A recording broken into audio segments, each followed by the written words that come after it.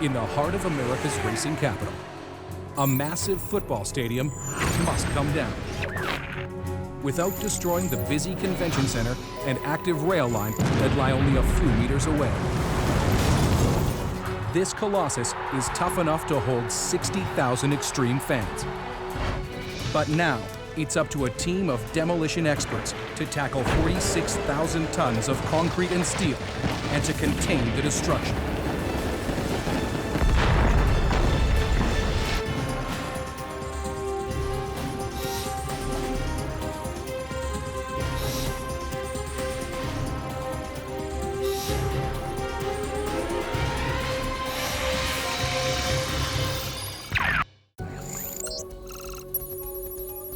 Indianapolis, Indiana, a sports fan's oasis in Middle America. Home to the Indy 500, the Colts, and these two football stadiums. In 2008, the hometown Colts moved across the street to the ultra-modern Lucas Oil Stadium. Now, the convention center plans to double in size, and the RCA Dome has got to go. But it won't be easy.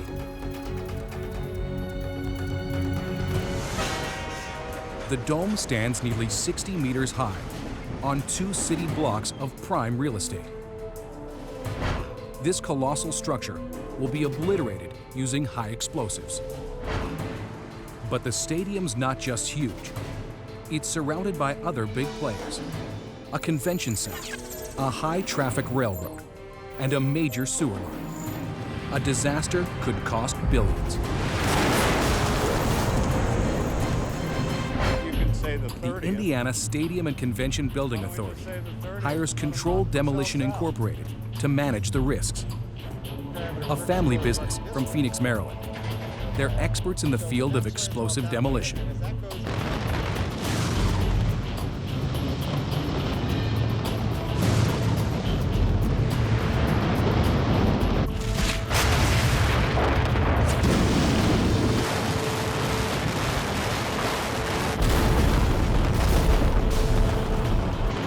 They've taken out some of the most complicated structures in the world.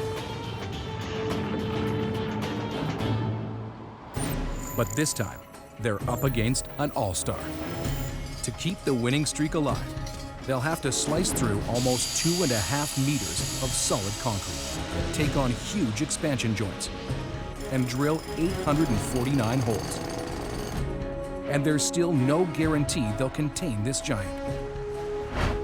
The team will load 277 kilograms of explosives and lay more than 4 kilometers of detonation cord. Now it's time to implode this massive stadium. But can this skillful demolition team keep its destruction from spreading? CDI, this is going to be your final clearance. 3 months of prep comes down to this. Here we go. 5, 4, 3, 2, 1. Fire.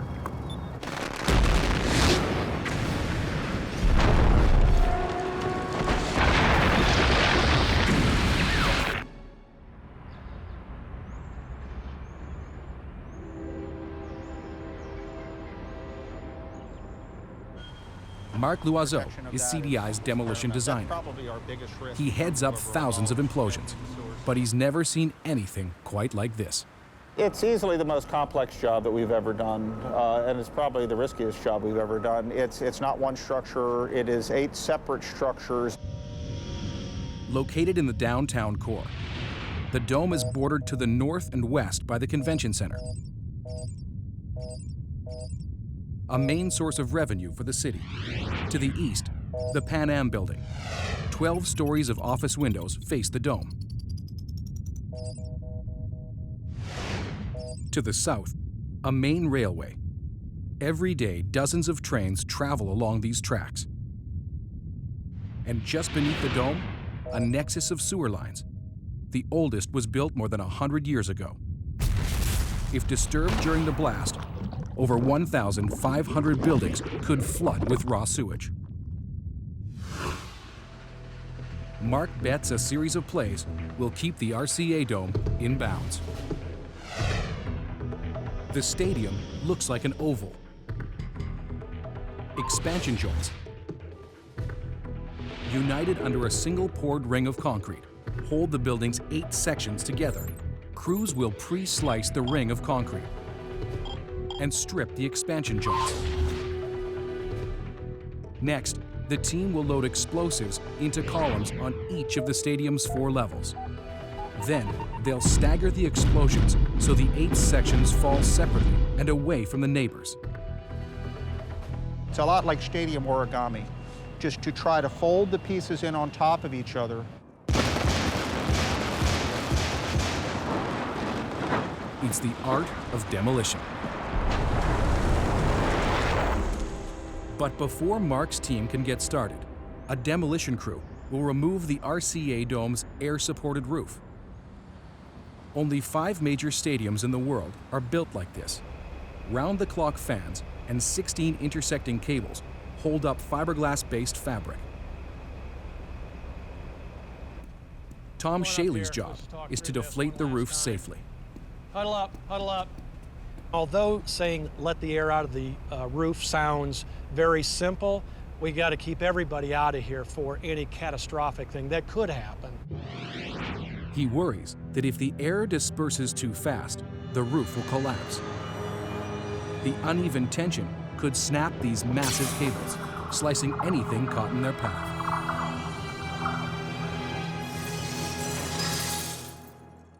The all-important control booth.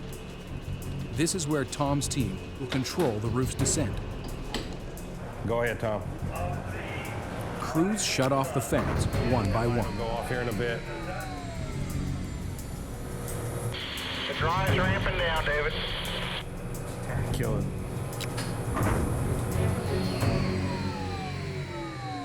The dome begins to deflate. Setting number 5 down. So we have no fans on now. There are no fans on right now. The roof isn't coming down fast enough. The team was overly cautious. I need 4 doors open at gate 1. To compensate, the crew opened the stadium doors so the air will flow out faster. Go ahead and open them all up, and we're just going to bring this thing on down now.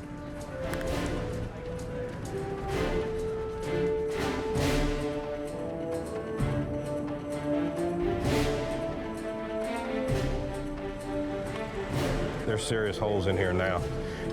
When you can stand here and watch it move, you know it's coming down pretty good now. It works. The dome falls more than 50 meters in about 35 minutes.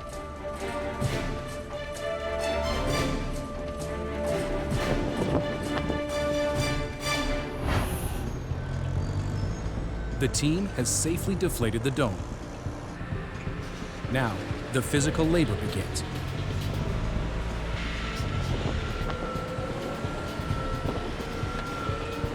That sheet's about ready to fall that way. You need to get your basket over here. Copy that. Keep going that way, and I'll stay on this side. Yeah. Workers painstakingly cut thousands of square meters of fabric so it can be recycled.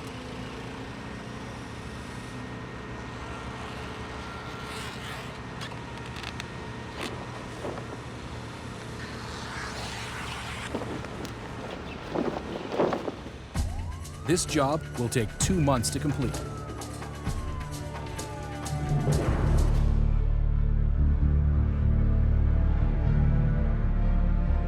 With the roof gone, the electrical fans are no longer necessary. Crews shut off power to the dome so that the demolition teams can work without hitting live wires. Mark arrives to inspect the RCA Dome and finalize his demo plan. The walkabout seems routine until he reaches the south side. Mark's expert eye hones in on this, the stadium's press box. He sees the structure is more complex than the building plans let on. It stands 9 stories off the ground and was built more than a decade after the dome. Down to here to hang that out. Mark and his brother Doug need to take a closer look and see firsthand what the press box is made of. Just open it all up. I don't believe the plans anymore.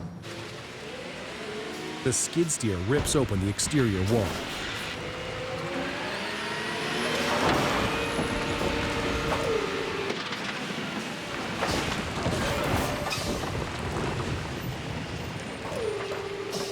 His inspection confirms the add-on is a problem.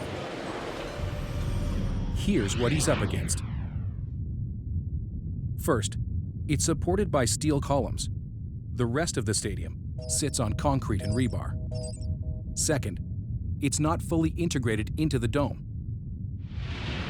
All right, so you're talking about going up here to, and I agree with you. Right here. These differences mean it may not fall with the rest of the structure on shot day. Rotate it up here. See right here, this was the original building column. This was part of the building column, and then this is a new structure. Right here, and all of this. This is a new press box that they put onto it, and it's freestanding. This design causes a problem because the press box sits almost on top of a main rail line. Up to 50 trains a day run in its shadow. If the press box lands on these railway tracks, shipping through the Midwest will be brought to a standstill.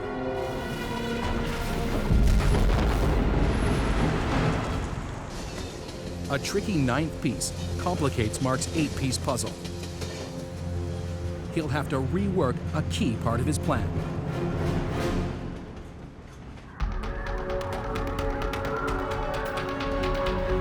Sports stadiums date back to ancient times, when the Colosseum was the hottest ticket in the Roman Empire. Built by Emperor Vespasian almost 2,000 years ago, this megastructure exploited the Roman arch. 240 of them pioneered the distinctive stadium shape. This design allowed some 50,000 spectators to witness the carnage of gladiatorial matches.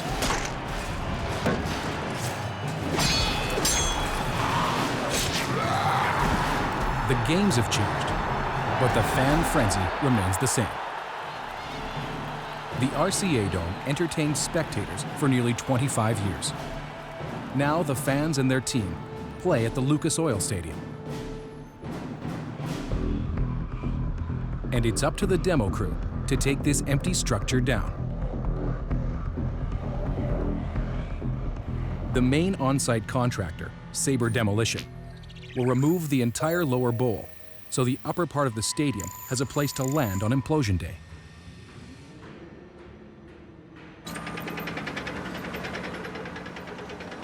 They recruit an army of massive machines. The excavator is their foot soldier. They weigh over 45,000 kilograms and act like juiced-up Swiss Army knives. The claw on the end of the arm can be custom fit to each demo task. This special high-reach excavator has an extra long arm, or boom, and is fitted with an attachment that can rotate 360 degrees. These precise jaws target higher rows of seats, pinch, and pull them off the stands.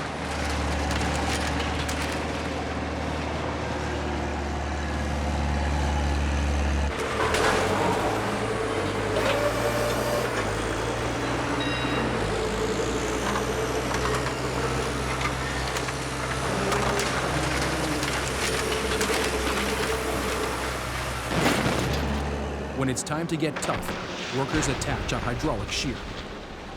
Its blades can crunch through more than a half a meter of solid concrete in a single bite.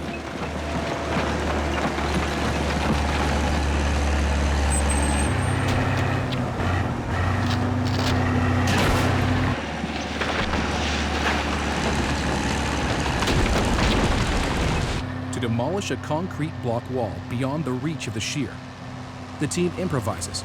An excavator grabs an I-beam. From the ground level, the operator can't see the wall. Mark keeps the beam on target.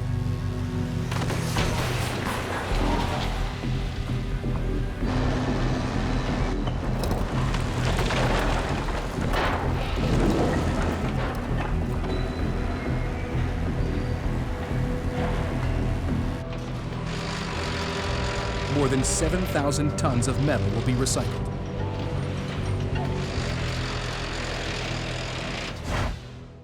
Mark plans for the dome to fall in 8 pieces on demo day.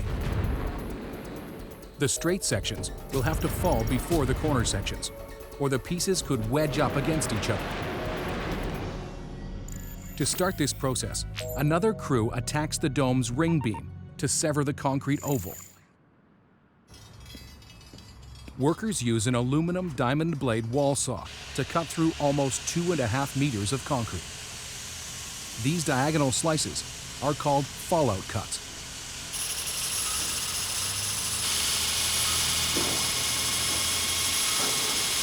So we need to be able to make sure that when we go 3, 2, 1 fire, this flat section is free to move right away. It takes a whole day to make each 135-degree angle cut. Crews go one step further to complete the separation job. Below the ring beam, the 8 sections of the dome are secured by expansion joints. These are flexible connections, built so the stadium could adjust to the weight and movement of tens of thousands of sports fans. The team must remove portions of these expansion joints to make room for the sections to fall in.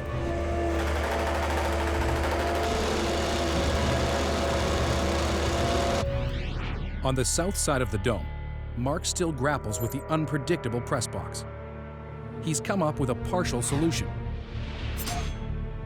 Heavy-duty cables will anchor the structural add-on to the rest of the dome.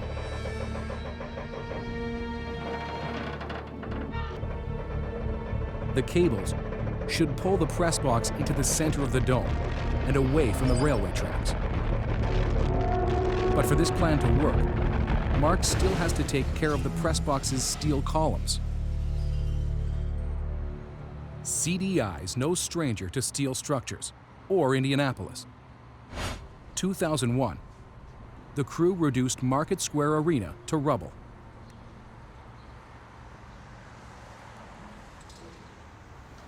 Three, two, one.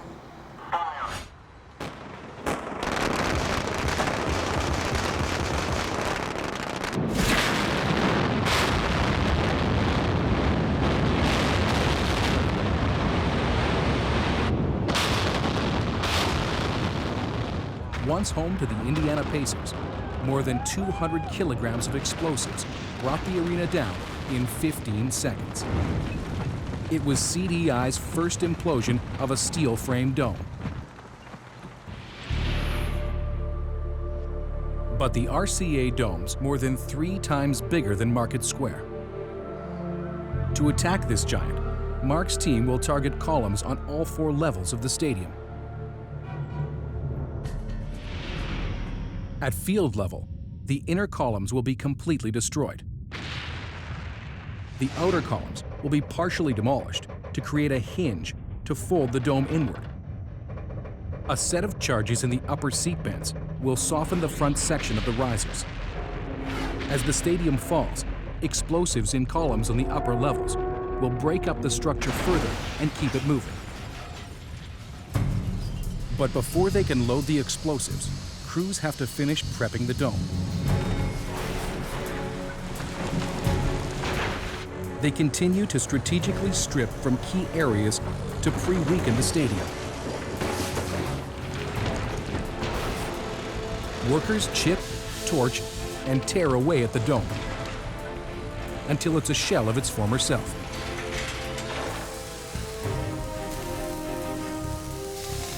This work will help CDI direct the stadium inward on shot day. The next step in this process is called column chipping.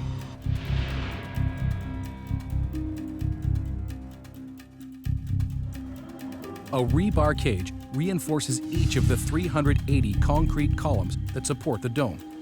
Remember when you were a kid, someone would come and tap you in the knees? That's all that we need to do. We just need to destroy the structural integrity of this piece of rebar, this piece of rebar. To do this, a skid steer with a hydraulic hammer chips away at corners of the column to expose the rebar.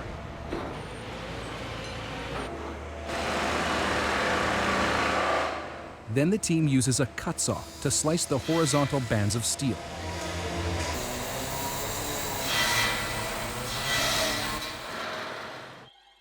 This creates a point of weakness, so the rebar will bend when the dynamite explodes. If we can remove those corners, expose that rebar, and cut them, we can reduce the amount of explosives we use and increase the performance. Every column that's prepped for explosives will be pre-weakened.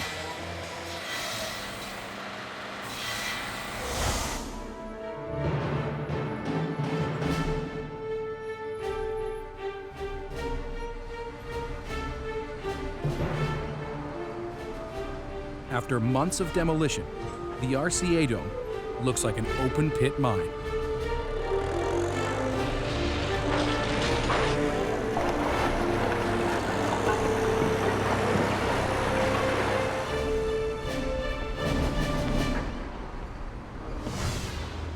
Hundreds of columns have been drilled and wrapped with protective fabric. This geotextile material will stop flying debris on demo day. The stadium is finally ready for explosives. Crews will now load more than 1,000 sticks of dynamite into the dome. To meet the implosion day deadline, they have to start soon. An issue that The first explosives and the magazine to store them arrive. Got a hard hat? If you guys just want to follow me in, I'll pull you around our bunker and I'll get an excavator and we'll start getting this unloaded. This shipment contains more than 200 kilograms of dynamite, as well as detonators and detonating core. Safety regulations require that this quantity of explosives be stored in a steel magazine at least 195 meters away from occupied structures. This is just the beginning. The team expects 2 more truckloads before the job is done. But some of this dynamite will see action before shot day. The team prepares to test the strength of the RCA Dome. They will detonate explosives in several columns to determine exactly how much dynamite they're going to need on demo day. Because as miserable December weather sets in, the team needs to fine-tune its explosive plan. Cold temperatures make windows more vulnerable to the intense pressure generated by explosives. This powerful force, called air overpressure, forms when explosives detonate. If more than one charge goes off at the same time, these energy waves combine and amplify. It will take hundreds of blasts to implode the dome. The potential force could shatter thousands of windows.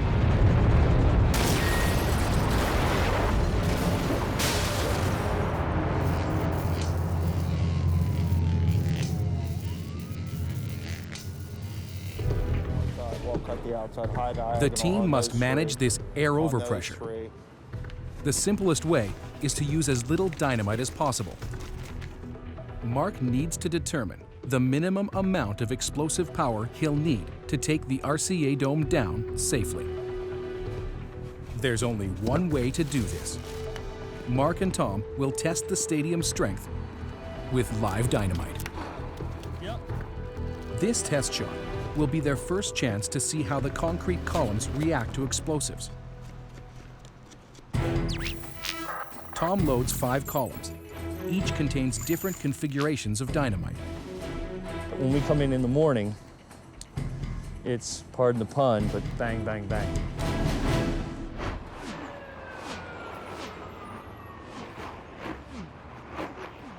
Crews evacuate the RCA Dome.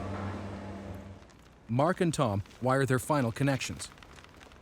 They're eager to see what this experiment will reveal.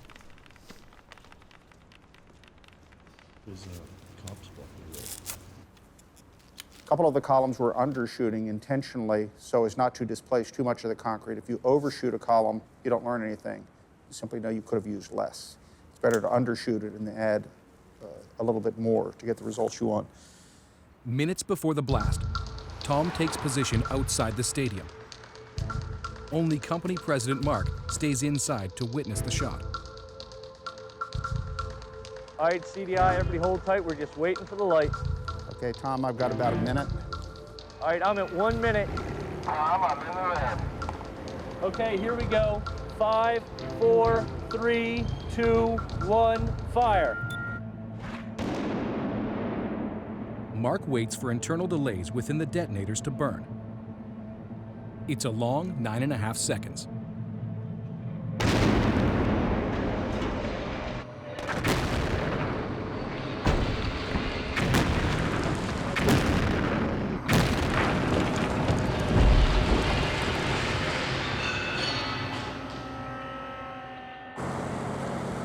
Mark Milazzo, are we all clear? All set to come back in, Tom. All right, traffic's rolling. There's a problem. One fell over. One of the columns that was undershot is toppled. It came this way. Worse, a column that he thought was structurally identical stands upright. I think that's Tom a 4. explains the load to Mark. I think that. That charge was probably 12 inches back. In 12. Yes. This was 3 3/4. Mark's irritated. The test shot is over, but the results are inconclusive. Not sure what we learned here, Tom.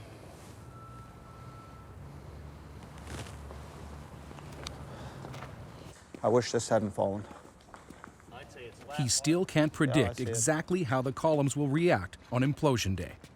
The stadium was built by people. It was tied up by laborers. All the rebar connections were made. Concrete is poured in different days in different batches. Always small anomalies. Your hole right there. These small differences mean big problems for CDI. The team will load 245 columns, and they'll all have to fail for the demolition to succeed. Yep. Mark must now use more explosives than he wanted. This means the air overpressure will be greater, so he'll need to find another way to counter the destructive force. That's tied.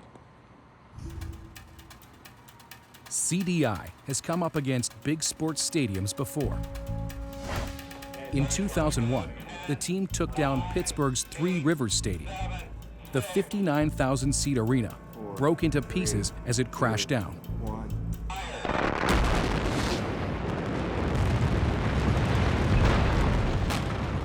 CDI directed 3 sections outwards to spread out the force of the impact.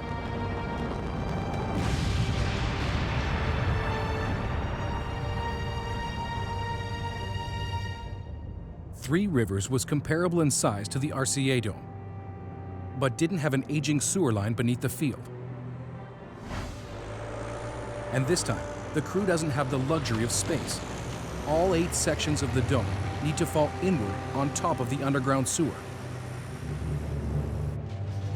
The drainage system runs less than 3 meters beneath a large section of the stadium.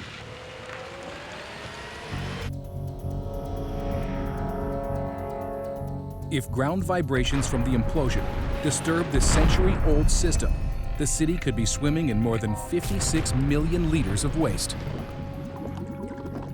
It comes down like a hatchet, and that hatchet is going to hit right at this point.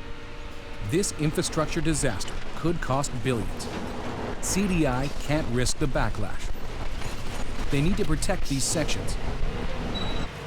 Here's how. Crews use on-site debris to put a 2-step plan into motion.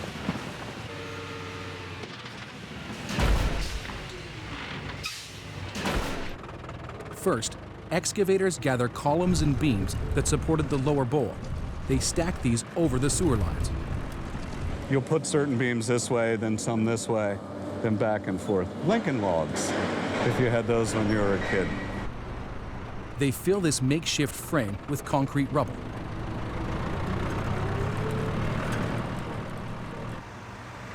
These piles of debris will work with stadium risers, what's left of the lower bowl, to cushion the sewer from the inevitable blow. The second phase of this plan turns other columns into shock absorbers.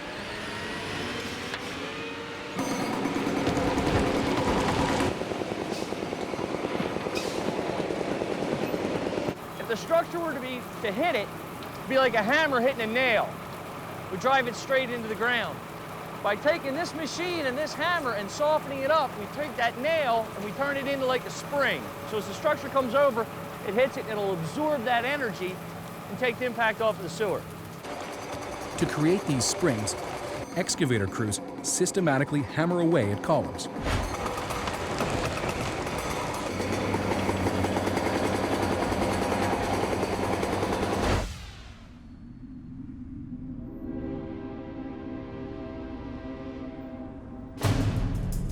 More CDI workers arrive. It's time to load the dome with dynamite. Every high-velocity stick weighs 225 grams and has the power to shatter 3/4 of a cubic meter of concrete. The team will use 1,224 of these sticks on 4 different levels of the dome. The cart of doom. Mark's daughter Stacy and her sister Devin prepare to load the columns. To reduce the risk of flying debris and air overpressure, they need to harness their explosive power. A special technique called deck loading helps them get the most bang for their explosive buck. These columns are very deep. Instead of filling the entire length of the pre-drilled hole with explosives, they use pre-measured bags of sand to separate short pieces of dynamite. This distributes the explosive energy throughout the column. When the charges go off, the released energy seeks the path of least resistance. It travels to the dense rebar of the column and vibrates the metal cage. This motion breaks up the concrete. To maintain their focus, the team works in silence. They still have to load and wire hundreds of kilograms of explosives, and they have less than a week to do it. But deck loading will not work here. The press box is immune to dynamite.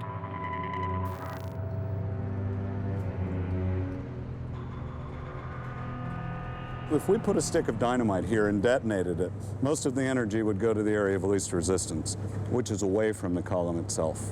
So we use something called a linear shaped charge.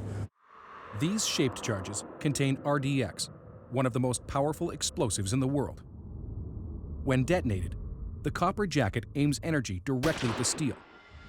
The powerful force slices with surgical precision.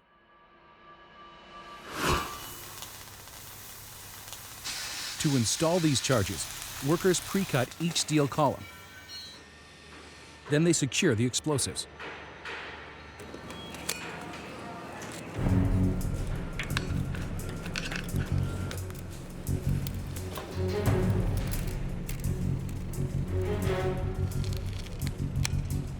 A final team encloses the shaped charge system with custom-made plywood boxes.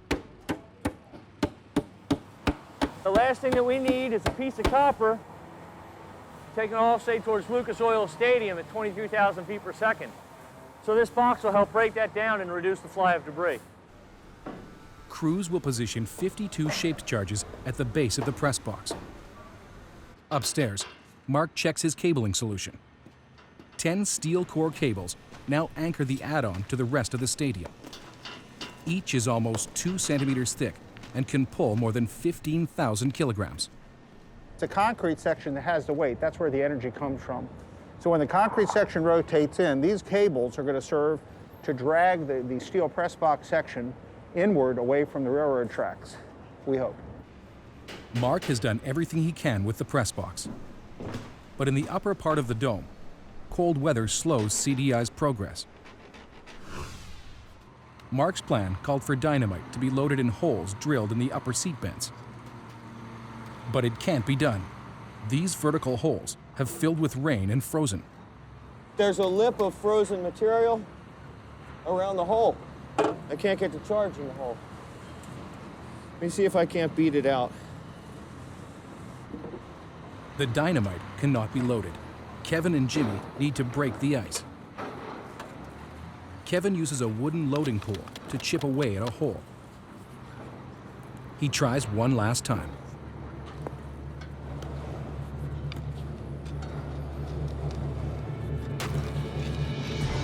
It works. Got it, Jimmy. You're the man, Kev. You're the man. Kevin's makeshift solution pays off. The two press on until all 21 vents are loaded. But other key work has been called off. Here, the expansion joints that connect the 8 pieces of the dome cannot be completely stripped. To separate the stadium, Mark planned to remove parts of these expansion joints. Concrete slabs at each of the 8 junctions must be taken out. The crews were able to remove the lower slabs, but they can't reach the higher levels safely. If the excavator moves close enough to work on the upper slabs, the machine's operator will be in the path of falling debris. The team will not risk an accident. They call the removal off. The fact that they cannot come through here and get these slabs out changes everything in the 11th hour. So now we completely have to rethink this. Because these slabs could jam between the stadium's 8 sections and disrupt their fall on shot day. If they hold these sections up, even for a second, CDI's intricate detonation sequence will be jeopardized and place nearby properties at risk. If you take a flower petal, we're trying to pull these flower petals in. If we don't get the correct motion, the correct inclination inward right away, and they start to veil vertically first, now our flower petals are going out into the street, into the convention center, across the railroad tracks. Danville, Virginia. Another demolition contractor planned to take down a smokestack like this. Here's what really happened. It hesitated and fell 18 meters off target, straight towards a crowd of onlookers and nearby homes.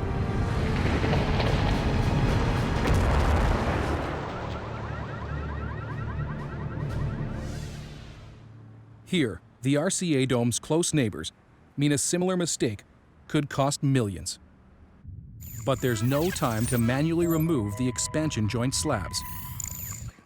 So Mark decides to take them down using explosives. Unfortunately, it requires a complex detonation plan. This is how it will work. Every 15-centimeter thick reinforced slab rests on 2 floor beams. 2 columns help support each beam. Mark adds a layer of timing to his detonation sequence, so columns on one side of the expansion joint fail before their structural counterparts, allowing the slabs to slide down and out of the joint before the stadium's corner pieces fail. But there's a price.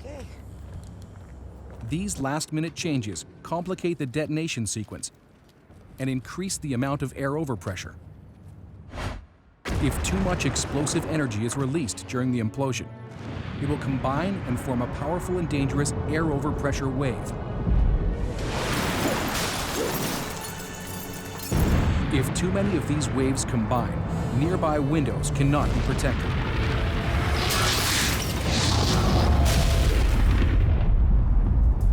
Mark needs to further adjust the detonation sequence. He inserts micro delays between selected columns. These should stagger the explosions enough to keep the air overpressure waves under control.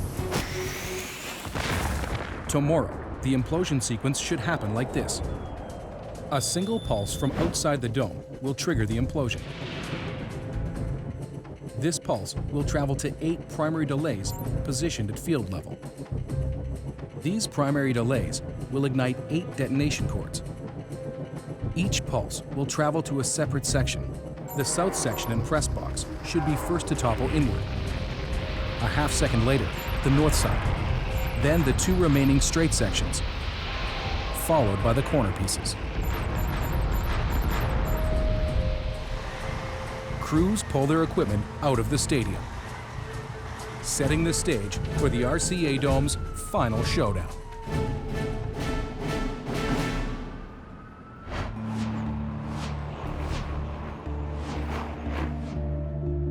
It's shot day. Tom verifies that the RCA Dome is empty. He carefully checks the detonation circuit one last time to be certain crews connected the wiring correctly. Everything looks good. He will be the final fan to leave the stadium. Calm down. The structure is clear and empty. The team gathers for one last huddle. What was a very direct project has become very complex. And we have done the best we can with what we've got to work with. I think it's going to be enough. But this might not necessarily be the crisp, clean job you're used to seeing. Demo designer Mark takes his position. He'll be watching to see if his plan can contain the destruction. The neighboring convention center sits just 3 meters from the dome. Will piles of debris laid by the team be enough to keep columns from slamming into the center's wall? To the east, can the delay sequence protect the Pan Am building? 12 stories of windows are exposed to the blast. To the south, the press box looms above the adjacent rail line. Will the shaped charges cut the steel so the cables can pull it away from the tracks? And out of sight, but not out of mind, will Mark's efforts to cushion the sewer less than 3 meters below the stadium keep the century-old system intact? It's the moment of truth. Jimmy, I am in the red. Here we go. 5, 4, 3, 2, 1, fire.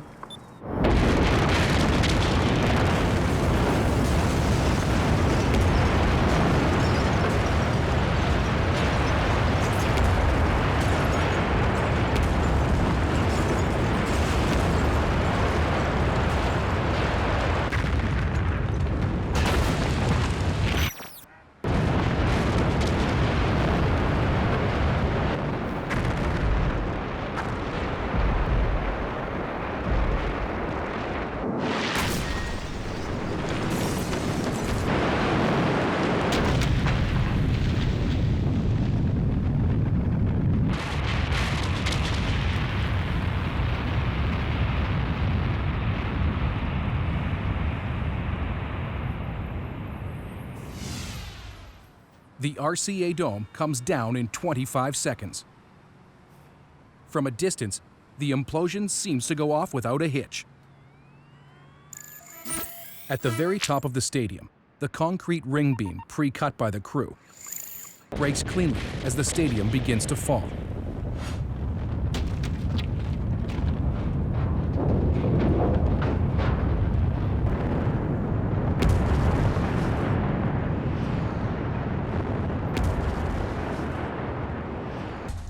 Just below the ring beam, Mark installed delays to drop the concrete slabs in the expansion joints. Columns on the right side fail before the ones on the left.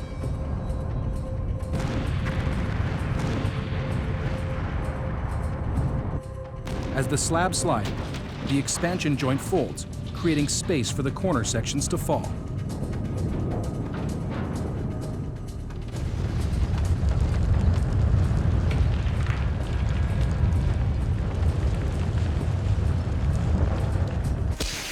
Mark also positioned delays so the 8 sections would fall at different times.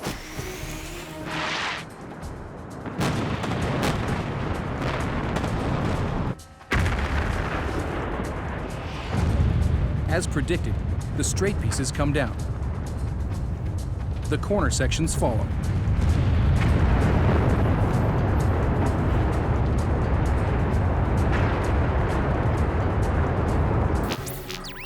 The press box was a big concern. Structurally different from the rest of the stadium, steel columns supported this add-on. The team installed shaped charges to sever these metal supports and cables to pull the press box inward. These powerful explosives go off. Blasts of energy send the copper jackets flying through the protective wooden boxes. As the south section falls, the cables tighten and pull the press box in. The railway tracks escape damage. At field level, The team's sewer protection plan also pays off. The upper half of the dome crashes down and meets the risers before it hits the ground.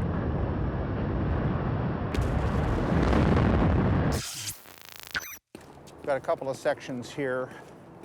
Mark and Tom want a closer look. Up in the air, but for the They approach the site to inspect the piles of debris, or berms, that crews laid to shield the convention center from the implosion. And this west side just jumped. I couldn't ask for anything better than that. Most of what you see are the berms that we placed to backstop these columns so they wouldn't hit the smooth concrete slab and slide. Did their job. But was CDI's complex detonation sequence enough to spare nearby windows? As the team removes protective covering from a neighboring building, Mark receives word the Pan Am windows withstood the blast. City crews also check in. The sewers have not been damaged. Excavators begin to clear the rubble. Less than 25 years after it opened, the RCA Dome has been sacked. The Lucas Oil Stadium sits uncontested and now dominates the Indianapolis skyline. And the sports fans' quest for the ultimate stadium continues into a new millennium.